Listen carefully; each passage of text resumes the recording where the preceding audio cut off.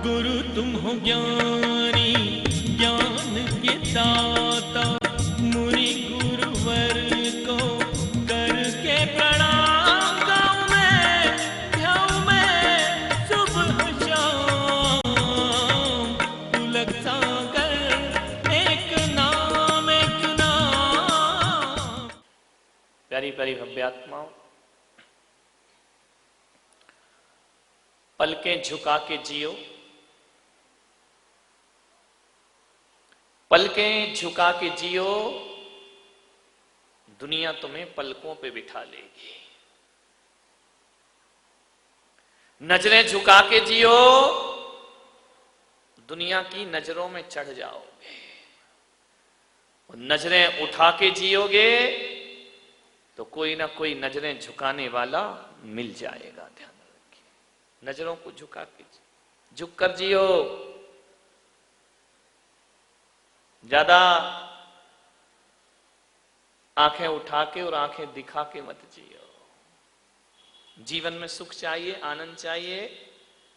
जो काम बड़े बड़े तरीकों से नहीं होते हैं और कठिन से कठिन काम झुककर जीने से सफल हो जाया करते हैं। थोड़ा सा झुककर जीने का प्रयास करिए। झुकता वही है जिसमें जान है, झुकता वही है जिसमें जान है। और अकड़ मुर्दे की खास पहचान है। ध्यान रखना, मुर्दा अकड़ता है और जिंदा झुकता है। मुर्दा पानी में पड़ा पड़ा अकड़ जाता है, पानी में हो या सड़क पे हो, घर में पड़ा हो। जिसकी जान निकल गई वो आदमी अकड़ता है, और जिसमें जान होती है वो झुक करके जीना जानता है। मुर्दों की जिंदगी मत जियो, झुक कर जियो। जितना झुकोगे उतना ऊपर उठोगे। ध्यान रखना, जैन तीर्थंकरों की मूर्तियां ढंग से कर, सीटी का मार रहा। जैन तीर्थंकरों की मूर्तियों को देखना, नजरें झुकी हुई हैं, नजरें उठा के नहीं बैठते हैं। उनकी नजरें झुकी हुई हैं, उनकी निगाहें झुकी हुई हैं, नासा दृष्टि है उनकी। वो दुनिया से कहते हैं कि हमने नजरें झुकाई तो दुनिया ने हमें नजरों में बिठा लिया। अक्सर जीवन का गणित बड़ा उल्टा गणित है। यहां दुनिया पे नजरें डालो तो दुनिया नजरें फेर लेती है, दुनिया पे नजरें डालो तो दुनिया नजरें फेर लेगी, और दुनिया से नजरें फेर लो तो सारी दुनिया अपनों पे नजरें रखना। मुझे देखो, मैंने दुनिया से नजरें फेरी, पूरे पंडाल की नजर किस पर है? बोलो बोलो, मुझ पर है ना। मैं चलता हूं तो देखते हो, मैं बोलता हूं तो देखते हो, मैं ध्यान में बैठता हूं तो देखते हो, और तो और मैं आहार लेता हूं तो भी 100-200 लोग खड़े खड़े देखते रहते। क्या खा रहे हैं, क्या पी रहे हैं, कैसे चल रहे, कैसे बोल रहे, कैसे देखते हैं, कैसे मुस्कुराते, सबकी निगाहें मुझ पर। भागती थी दुनिया जब तलब करते थे हम, भागती थी दुनिया जब तलब करते थे हम। वो जब से इसे ठुकराया है पास आने को बेकरार है, जब से इसे ठुकराया है पास आने को। दुनिया के पीछे भागो तो दुनिया अपने को दौड़ाती रहेगी, और दुनिया से नजरें फेर लो तो दुनिया अपने पीछे पीछे आने को तैयार है। महाराज आशीर्वाद दे दीजिए, हाथ रख दीजिए, पिच्छी लगा दीजिए। क्यों भैया, अब तो ये हालत है हमारी। जब घर में थे तो कोई पूछता ही नहीं था। ध्यान रखना, जब तक बिका नहीं था कोई पूछता ना था, जब तक बिका नहीं था कोई पूछता ना था। और तुमने खरीद कर मुझे अनमोल कर दिया, तुमने खरीद कर मुझे। अब तो ये स्थिति है कि जो घरों में बोलते नहीं थे अब वो रिश्ते नाते दौड़ते चले आते। महाराज हमारे भाई हैं, महाराज हमारे अंकल के लड़के हैं, महाराज ये है, महाराज वो, और तो और नहीं मिला रिश्ता। महाराज हमारे पड़ोसी थे, पड़ोसी भी नहीं हुए। अरे महाराज हमारे गांव के थे।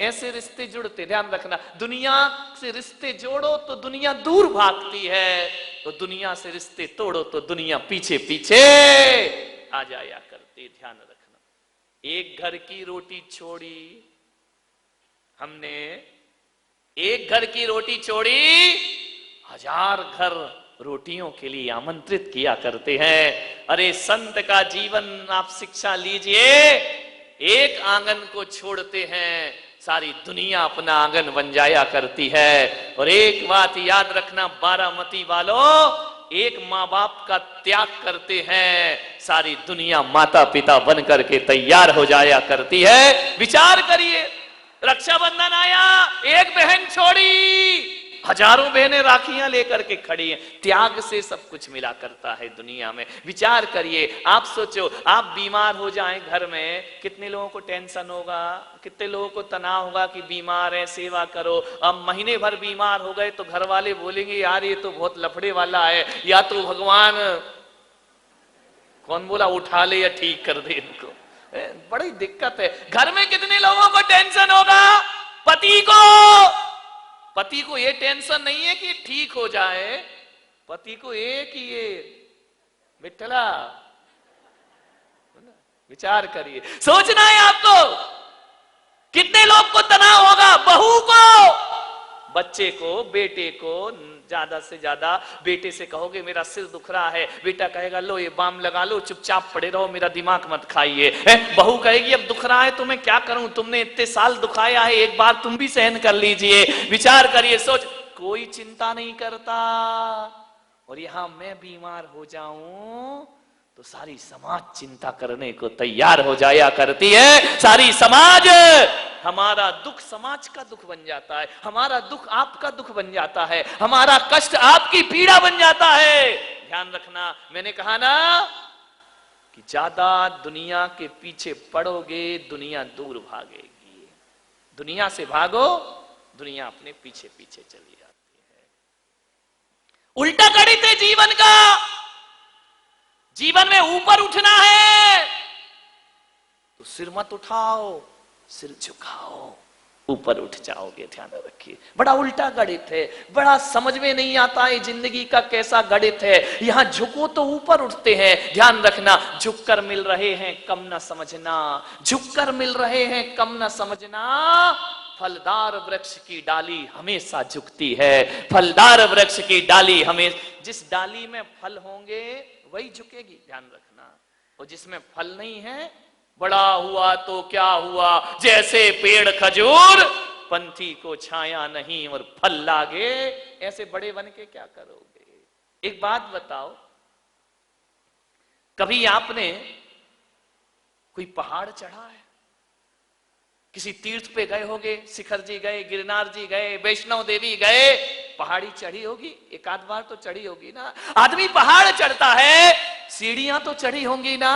विचार करिए, बड़ी मजे की बात है कि जब कोई आदमी पहाड़ पे चढ़ता है, जब आदमी ऊंचाई पे चढ़ता है तो आगे झुकता है, और जब आदमी उतरता है तो अकड़ता है। एक बात ध्यान रखिए, इससे एक ही शिक्षा प्राप्त करिए कि जो झुकता है, जब आप झुकते हो तो समझना हम ऊंचाई पर चढ़ रहे हैं, और जब आप अकड़ते हो तो समझना हम नीचाइयों पर आ रहे हैं। ध्यान रखना, उतरने वाला अकड़ता है, जो ज्यादा अकड़ता है उसे यमराज बहुत जल्दी पकड़ता है। ध्यान रख, बहुत जल्दी पकड़ता है यमराज।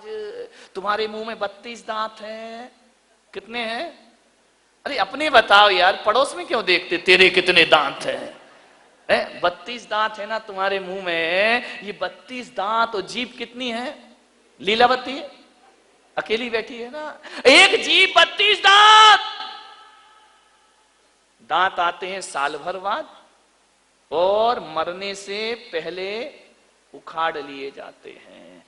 जीभ कब आती है? 2 साल बाद, 3 साल बाद? बोलो। जन्म से आती है और मरते दम तक साथ निभाती है। इसका मतलब यही है कि दांत कठोरता के प्रतीक हैं, दांत अकड़ में जीते हैं। इसलिए मैंने कहा कि जो अकड़ता है उसे यमराज बहुत जल्दी पकड़ता है, और जो झुक करके जीता है उसे मौत भी उसका कुछ बिगाड़ने वाली। जीभ मुलायम है, जीभ झुक करके जीती है, जीभ मुड़ जाती है, वो हमेशा साथ रहती है। दांत अकड़ते हैं इसलिए समय से पहले उखाड़ लिए जाते हैं। अकड़िए मत ज्यादा, झुक के जियो, झुक जाओ। आजकल बहुएं झुकती कहां है? मैंने देखा अभी रास्ते में आ रही थी, अब कोई मिल गई होगी सासू डेंजरस होगी तो झुकना तो पड़ेगा। क्या किया उसने? यूं झुकी, घुटना छू लिया। अरे तुम इनका चरण छुआई, घुटने काहे को छू रही है? बोले महाराज आजकल कौन झुके इतना ज्यादा है, आजकल तो चरण भी नहीं छूते हैं, घुटना छू लेते हैं। मैं आपसे निवेदन करूंगा, घुटना छूना कोई सम्मान नहीं हुआ करता है। ये भारत की संस्कृति है, यहाँ हाथ नहीं चूमे जाते हैं, यहाँ घुटना नहीं छुआ जाता है, यहाँ तो बड़े बुजुर्ग और महापुरुषों के चरण छुए जाते हैं, उनके चरणों को प्रणाम किया जाता है। आप लोग घुटना, चरण छुओगे आचरण मिलेगा। ध्यान, चरणों में आचरण हुआ करता है, चरण छुओगे आचरण मिलेगा, घुटना छुओगे घुटने का दर्द मिलेगा, आचरण तो मिलने वाला। अब कितने लोग चेयर पे बैठे, अब विचार करें, घुटना नहीं छुए इनने, पक्का मान के चले घुटना नहीं छुए हैं, इसलिए आज घुटने खराब हुए। आज सबसे ज्यादा बीमारी घुटने की हो रही है। जो देखो वो घुटने से परेशान है? किसी का गैप कम हो गया है, किसी का लुब्रिकेशन बंद हो गया है, कोई कह रहा घुटना बदलवाओ। अरे घुटना बदलवाओ या ना बदलवाओ, अरे घुटना बदले या ना बदले, झुकना बदल जाए तो घुटना अपने आप ठीक। हम झुकते, अब महिलाओं ने भी झुकना बंद कर दिया है टोटल। अब पहले की महिलाएं तो देखो, पहले झाड़ू वाड़ू लगाया करती थी, हाथ से झाड़ू लगती थी, बैठ के लगाती थी, तो कमर और घुटने का एक्सरसाइज हो जाता था, कमर को झुकाना पड़ता था। अब तो झुकने की बात ही नहीं है। विचार करिए, झाड़ू लगाओगे कमर झुकेगी, कमर सही रहेगी, स्लिप डिस्क नहीं होगी। लेकिन महिलाओं ने अब तो वो आ गया, खड़े खड़े झाड़ू, वैक्यूम क्लीनर, झुकने की जरूरत ही नहीं है, खड़े खड़े यूं कर दिया, बस हो गई सफाई। झुका करो, झाड़ू लगाया करो। और कभी कभी इनको भी सुधारना है तो सप्ताह में एक बार इनसे भी झाड़ू लगवा लिया करो। कोई बुरी बात, क्या दिक्कत है झाड़ू लगाने में मेरे भाई? कोई काम छोटा नहीं होता है, यदि दिल से किया जाए तो हर छोटा काम बहुत बड़ा काम हुआ करता है। विचार, हालांकि अभी तुम्हें लगाते तो रोज ही है, लेकिन अब बोल नहीं पा रहे, क्या करें महाराज, आजकल यहां तो पूरा बंद है, यहीं लग रही है झाड़ू। विचार करिए, सोचना है आपको, विचार करना है।